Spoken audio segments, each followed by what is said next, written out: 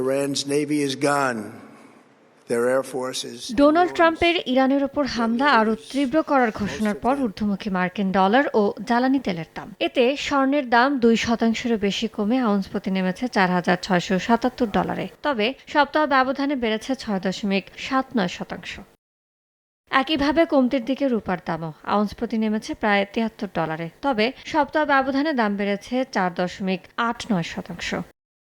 কমেছে প্লাটিনামের মূল্য $0.33 কমে আউন্স প্রতি বিক্রি হচ্ছে $1,983। তবে সপ্তাহ ব্যবধানে দাম বেড়েছে 6.78%। চাহিদার তুলনায় যোগান বেশি থাকায় সিলিকনের দামও 0.18% কমে টন প্রতি নেমেছে $1,203। সপ্তাহ ব্যবধানে দাম কমেছে 3.21%। ইয়ানুর শিফাত, সময় সংবাদ।